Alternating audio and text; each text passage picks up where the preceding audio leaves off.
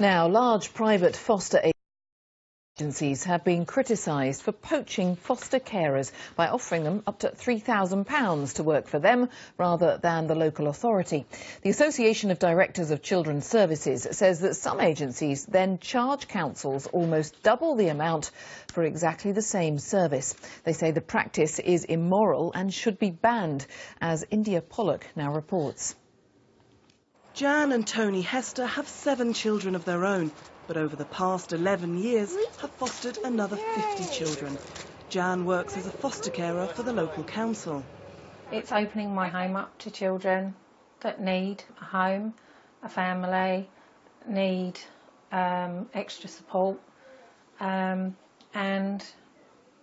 it was just something that we did sort of just fall into it, but it just happened and it felt right, and I couldn't imagine doing anything else. Some independent agencies are not for profit, but the 8 largest agencies made around £41 million in profit last year. And some of those are offering carers like Jan £2,000 or £3,000 to transfer from the local authority to their organisation. And councils are saying that they can end up paying almost double for exactly the same placement.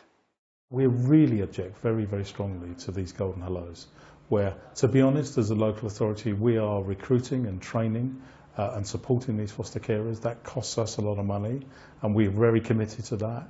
And then these agencies come along with a golden hello, they take our foster carers, and we're out of pocket massively.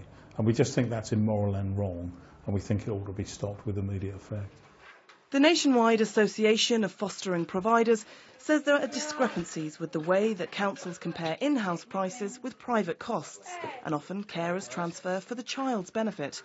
The government has announced a review of foster care in England, and soon Jan will start training other therapeutic carers in the hope that more will open their homes to children in need in the future. That report by India Pollock. Well, let's talk now to the Chief Executive of TACT, the Adolescent and Childcare Trust, which is one of the biggest not-for-profit fostering agencies. Andy Elvin joins me via webcam. Thank you for your time. I suppose, given what your organisation does, were you aware that this sort of thing has been going on? Absolutely. It's not only local authority carers that these commercial agencies who are venture capital backed are offering inducements, which they very politely call golden hellos, but I think we should call them what they are, they're bribes. They've been offering them to our carers as well, and we think it's a disgrace.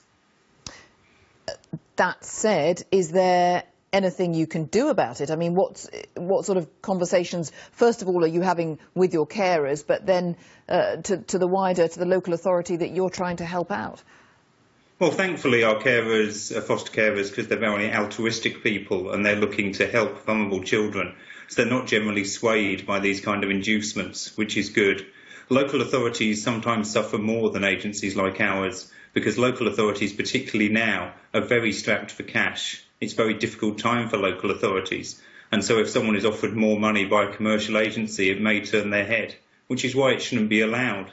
Because this doesn't create new foster carers. What we desperately need in the UK is new foster carers, not for existing foster carers to be recycled through the system by agencies offering inducements to them.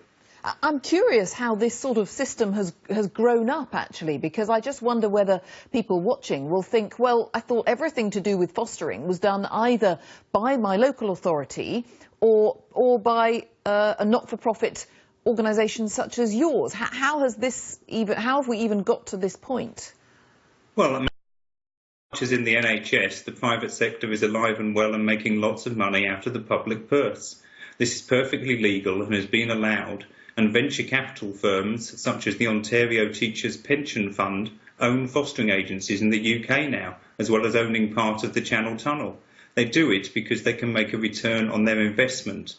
And the person they're getting the money from is a local authority, so they're guaranteed getting the money. They're not going to go broke. It's not like investing in a property scheme, which might go either way. So they put money into this in order to take money out. And the inducements are only the tip of the iceberg.